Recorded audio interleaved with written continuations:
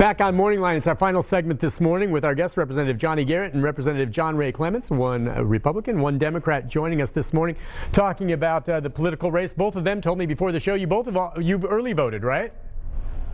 That's right. Along with, as we've said, so many other people. Representative Clements and Garrett both said just it's amazing what kind of turnout we've had. We've got a few more calls before we wrap things up. Let's go to Vicky, or rather Ricky.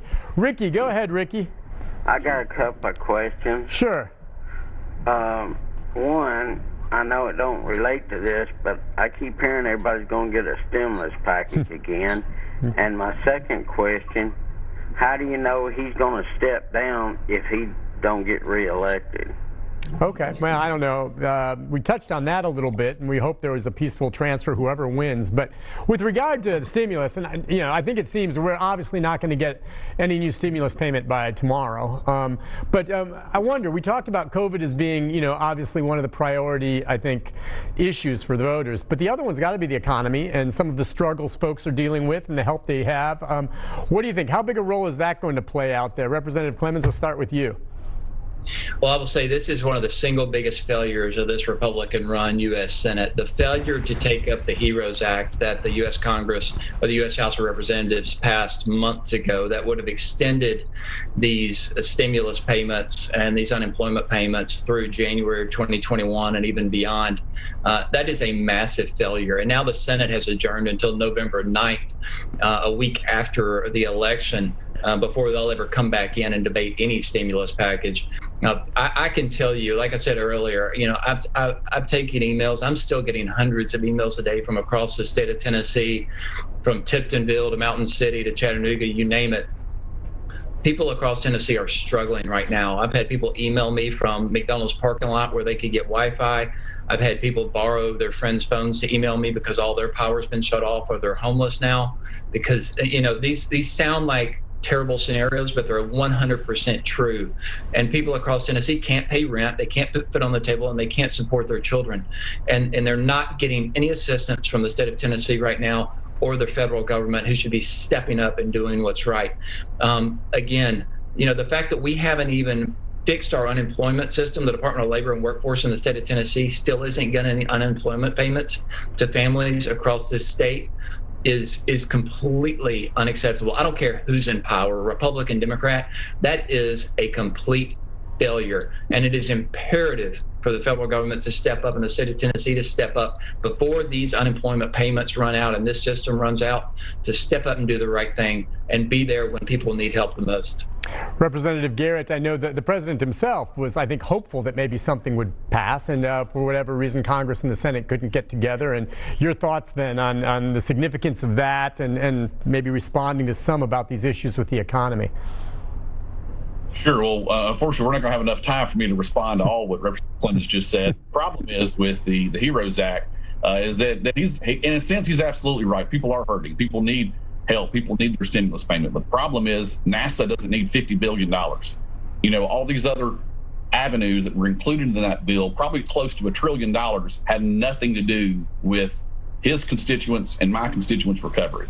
And so that's the rub. That's where they disagree with the House. The House just wants to have a credit card with no balance and pay for things that really aren't COVID related. So therefore, that negotiation is stalled. The Senate said no to the House. We are not passing a ridiculously priced stimulus package when the stimulus doesn't get to Tennesseans' pockets.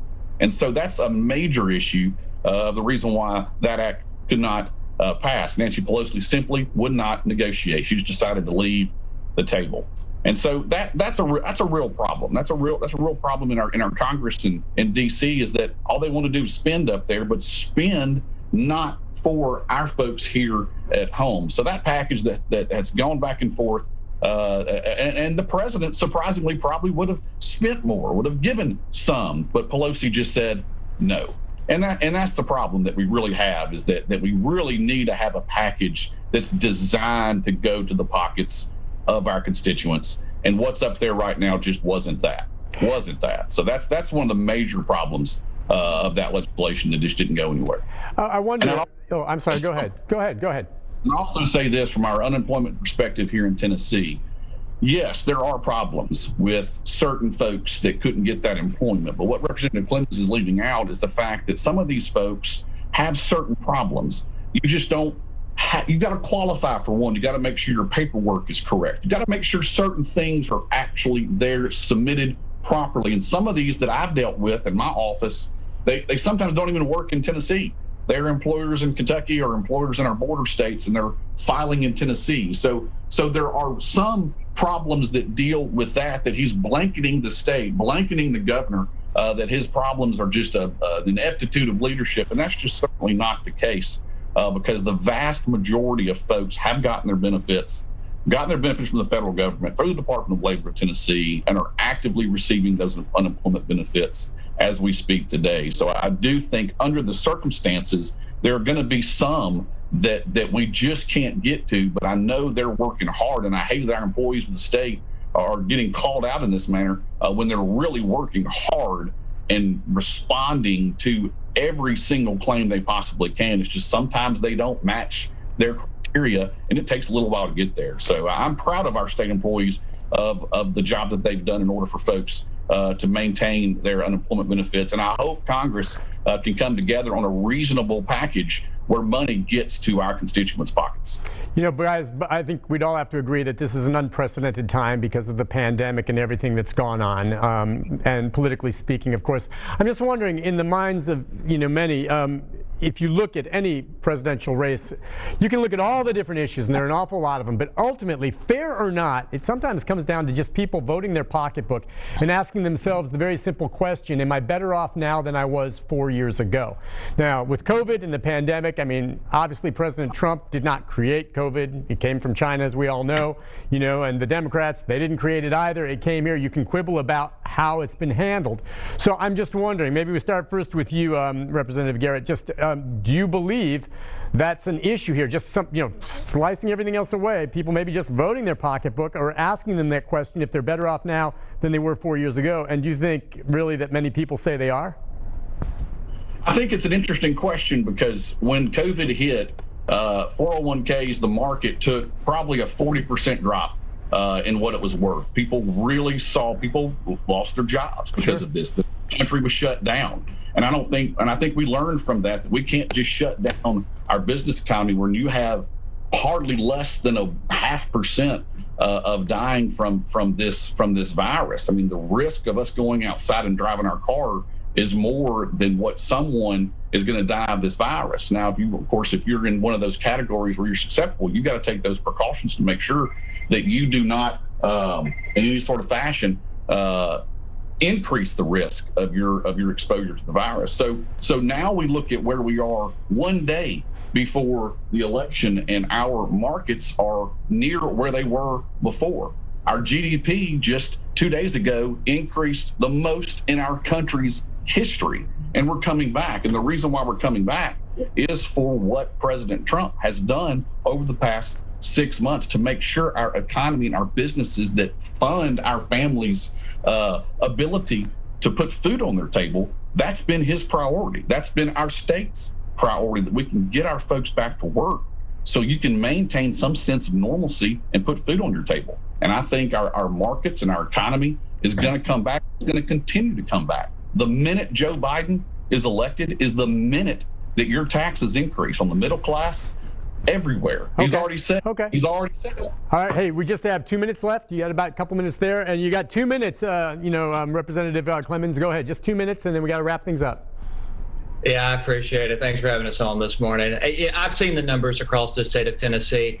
I can tell you right now in pivotal districts across the state of Tennessee, the numbers are very low when it comes to whether or not people think that they are better off than they were 4 years ago. And especially under this governor's leadership, as well as the president of the United States who's in office right now, their numbers are terribly low. Representative Garrett knows that, and him and his colleagues and Glenn Cassida and these folks know that, and they're in trouble. And again, I apologize. I've got to go back, to the unemployment issue. There are administrative hurdles in place for unemployment, and people don't qualify, but they can't even get a call back. Their case has been with an adjudicator for months, and they don't even get the courtesy of a phone call from the state of Tennessee to let them know where their claim sits. That's unacceptable. And we both know the way the Congress works. the Senate has to actually take up a bill and amend it how they want and send it back to the House. So if the HEROES Act was unacceptable, this isn't Nancy Pelosi's fault. She passed a bill. Senator Mitch McConnell refused to even take the bill up. And the President of the United States and the entire Republican Party are going to have to answer for that, and they're going to answer for it tomorrow. And I think we're going to see a lot of momentum for Democrats across this country, new President of the United States, as well as some momentum in the state legislature. It's going to be interesting. Gentlemen, thank you very much for joining me this morning. I appreciate you both being civil. You're good guys, and it will be interesting watching tomorrow, and I know you'll both be up. And I kind of am inclined to agree. We may not know when we go to bed tomorrow night quite yet with all those other ballots to be counted, but we'll know soon enough. Thank you both again. I appreciate your time this morning. Yeah, thank you. Thank you very much. Thank you, gentlemen. All right, Representative Johnny Garrett, Representative John Ray Clemens, both joining us this morning, and one Republican, one Democrat. Appreciate their input this morning. Listen, we'll take a break, come back, have a programming note about tomorrow, big election day, right after this.